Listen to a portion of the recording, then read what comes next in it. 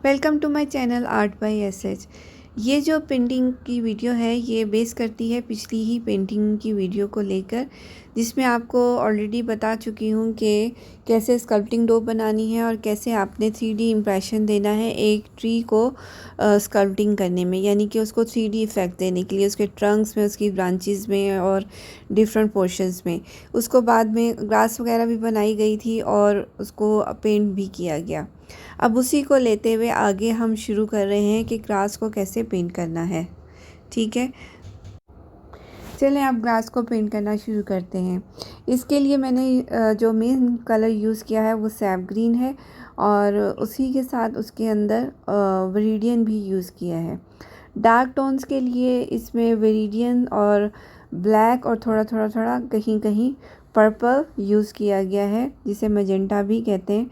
लेकिन ज़्यादातर इसमें जो टोन्स यूज़ हो रही हैं वो आपको वेरिडियन और ब्लैक की टोन्स हैं। ठीक है, और साथ साथ इसके अंदर कहीं कहीं उसका टोन्स चेंज करने के लिए जहाँ पे थोड़ी मीडियम टोन्स नज़र आ रही हैं वहाँ पे येलो ओकर को यूज़ किया है। ये देखें, येलो ओकर यूज़ कर रही हूँ और उसके साथ ही ग्रीन टोन्स भी यूज़ कर रही हूँ। उससे ये कि ग्रास की डिफरेंट कलर्स की वेरिएशंस आ जाती हैं।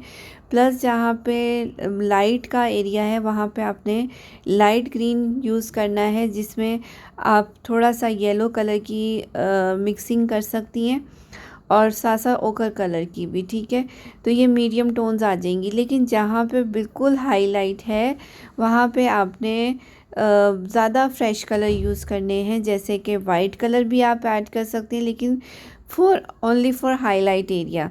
और जहाँ पे ग्रास स्टार्ट हो रही है वहाँ पे आपने डार्क टोन्स लगानी, जैसे कि ये मैं आपको लगा के दिखा रही हूँ। और उसको डार्क टोन्स देने के लिए ज़रूरी नहीं है कि आप बिल्कुल ही ब्लैक कलर यूज़ कर लें। आपने वहाँ पे कहीं रेड और ब्लैक और ब्लू और पर्पल की मिक्सिंग करनी है। अब आ जाते हैं ये जो लोटस के जो लीव्स होते हैं इनकी तरफ।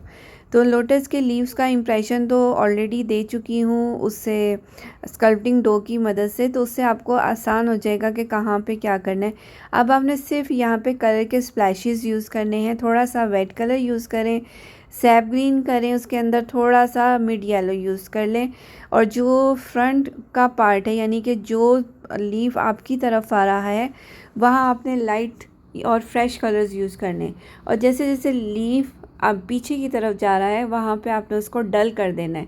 डल करने के लिए आप जो सैफ ग्रीन है उसके अंदर थोड़ा सा येलो ओकर भी यूज़ कर सकती हैं और थोड़ा सा ब्लू की टोन भी यूज़ कर सकती हैं। जब ब्लू आप किसी भी कलर में यूज़ करती हैं तो वो पीछे की तरफ का इम्प्रेशन देता है, यानी पर्सपेक्टिव में जो डिस्टेंस शो करना होता है उसके लिए हम लोग ब्लू और ग्रे के इफ़ेक्ट्स देते हैं। और साथ में मजेंटा की भी टोन्स आ जाती हैं, लेकिन लाइट करके उसको ग्रे और मजेंटा मिक्स करके वाइट के साथ उसको उसकी मिक्सिंग होगी तो उससे डेप्थ आती है। ठीक है, तो यहाँ पे आपने लीव्स दे दिए हैं और लीव्स को डिफ़ाइन करने के लिए कि अलग अलग हैं, तो उसके नीचे बॉटम में आपने डार्क टोन्स लगानी है। डार्क टोन्स आपको पता है मेजेंटा से ज़्यादा बेहतर रहेगी, क्योंकि जब अगर आप डायरेक्ट ब्लैक यूज़ करेंगे तो उससे पेंटिंग में एक रियलिस्टिक लुक नहीं आएगी। कहीं पे भी ब्लैक कलर एग्जैक्ट बहुत शार्प नहीं होता है, थोड़ा सा डिफरेंट कलर्स की उसमें आमेजिश होती है, मिक्सिंग होती है। ठीक है, अच्छा, यहाँ पे आप ना अपना एक टॉवल ज़रूर रखिएगा कि जहाँ पे आप अपना ब्रश बार बार साफ़ कर सकें। देखिए, जैसे मैंने ईज़ल के ऊपर ही टॉवल रखा हुआ है। अब आ जाते हैं फ्रंट की तरफ। फ्रंट में ये देखें स्टोन्स हैं जो कि ग्रास से आगे हैं। अब ग्रास आपकी पीछे है और स्टोन आगे हैं, और ऑलमोस्ट स्टोन में वही टोन्स हैं जो ट्रीज़ के अंदर हैं। लेकिन हम उसको कैसे डिफ्रेंशिएट करेंगे, क्योंकि अगर सेम टू सेम टोन्स लग जाएंगी तो आप ये कैसे शो करेंगे कि स्टोन्स आगे हैं और टोन्स दोनों की डिफरेंट है। तो आपने यहाँ पे जो ज़्यादा फ्रेश कलर यूज़ करने हैं, प्लस स्टोन के अंदर हल्का सा ग्रे और पर्पल कलर भी नज़र आ रहा होता है। और ग्रे से और ग्रे के अंदर, क्योंकि पानी के अंदर हैं ये सारे स्टोन्स, तो ग्रीन के इफ़ेक्ट्स भी आएंगे। और जहाँ पे लाइट है वहाँ पे ब्लू के साथ आपने वाइट को मिक्स करके लाइट को शो करना है। और जहाँ पे डार्क टोन्स आ रही हैं वहाँ पे आप रेड को यूज़ करें, लेकिन थोड़ा सा ब्लू मिक्स करके, ठीक है। तो उससे आपकी डेप्थ आनी शुरू हो जाएगी। और जो बिल्कुल बिल्कुल आपकी जहाँ पे बिल्कुल आपका कह सकते हैं कि सनलाइट है ही नहीं, जिन जगहों पे बिल्कुल डार्क एरिया है, जहाँ पे सनलाइट का बिल्कुल कोई सोर्स ही नहीं है, तो वहाँ पे आप बेशक डार्क कलर ब्लैक की सूरत में भी यूज़ कर सकते हैं। लेकिन उसको फिर स्मज करते जाइएगा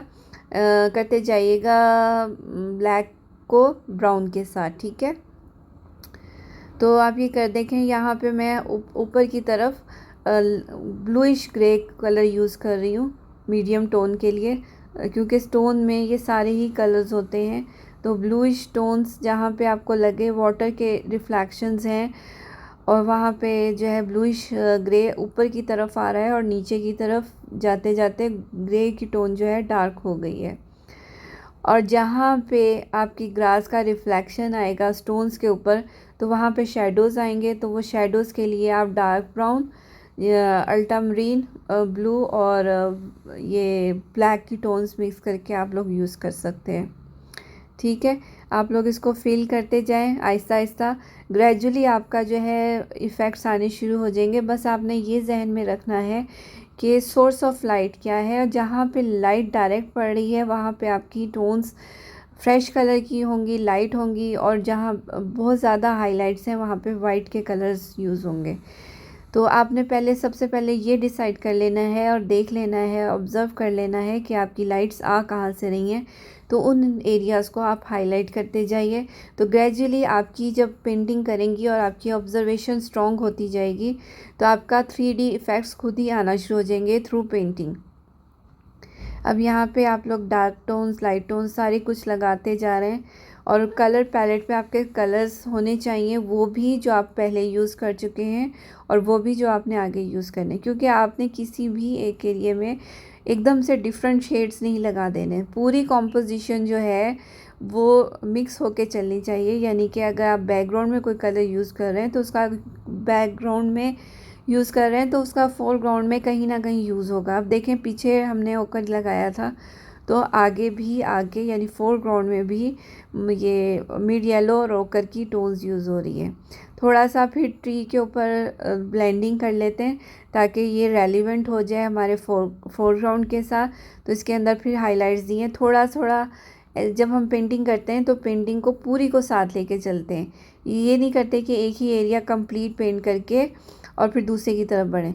तो जब हम पीछे की तरफ जाते हैं या आगे की तरफ आते हैं तो कुछ ना कुछ उसमें हम लोग एडिंग करते रहते हैं ताकि पूरी पेंटिंग अब एक पार्ट फील हो। ये ना हो कि ये पोर्शन अलग है, ये पोर्शन अलग है, ये पोर्शन अलग है, ठीक है। और जैसे जैसे कलर ड्राई होते हैं, फिर जब उनके ऊपर दोबारा कलर अप्लाई होता है तो उनकी लुक जो है वो ज़्यादा प्रोमिनेंट हो जाती है और फीलिंग ज़्यादा स्ट्रॉन्ग होती है। तो और हाइलाइट्स और फ्रेश टोन ज़्यादा निकल कर बाहर आती हैं। अमूमन हम जब फाइनल टचेस लगाते हैं तो हाइलाइट्स वगैरह एंड में भी लगाते हैं, शुरू में भी लगा रहे होते हैं, लेकिन फ़ाइनल टचेस में फिर दोबारा से लगाते हैं क्योंकि वो भी ज़्यादा प्रोमिनेंट फील होते हैं। अच्छा, बैकग्राउंड में आ गई हूँ। और बैकग्राउंड में फिर जब आपने लीव्स बना लिए थे लोटस के लीव्स, तो ज़ाहिर है उनको प्रोमिनेंट करने के लिए कि पानी के ऊपर हैं, तो वहाँ पे आपने डार्क टोन्स लगानी है उनके बिल्कुल बॉटम पे, जैसे कि ये मैं लगा रही हूँ, ठीक है। और ऊपर आपके लीव्स में मैंने आपको बोला था सैप ग्रीन के साथ ओकर कलर और कहीं कहीं विरिडियन आपने यूज़ किया था। और जहाँ पे आपने बिल्कुल डल इफ़ेक्ट देना था वहाँ पे आपने ब्लू को थोड़ा सा ग्रे करके ब्लैक और वाइट मिक्स करके ग्रे की टोन बन जाएगी, वो आपने यूज़ की है, ठीक है। मतलब करना है आपको ऐसे। और अभी आप फ्रंट पे आ रहे हैं तो फ्रंट पे फिर जो स्टोन्स हैं, क्योंकि कलर्स जैसे जैसे ड्राई होते हैं फिर अगली कोटिंग उसके बाद करते हैं, ताकि मैंने आपको पहले ही एक्सप्लेन कर दिया कि इससे ज़्यादा उसमें ल्यूमिनेस आती है, ज़्यादा शाइन आती है और ज़्यादा जो है 3D इफ़ेक्ट्स जो हैं वो ज़्यादा हो जाते हैं। आज के लिए इतना ही बहुत, मिलते हैं नेक्स्ट वीडियो में। और मेरे चैनल को सब्सक्राइब और लाइक करना मत भूलिएगा। अगली जो पेंटिंग का प्रोसीजर होगा उसमें मज़ीद डिटेल से एक्सप्लेन करूँगी, स्पेशली फ्लावर्स को कैसे पेंट करना है। तो ये मैं अभी यहाँ पे ख़त्म कर रही हूँ क्योंकि वीडियो बहुत लंबी हो जाएगी। तो नेक्स्ट वीडियो में नेक्स्ट काम करेंगे। इंशाल्लाह मिलते हैं थोड़े अरसे के बाद।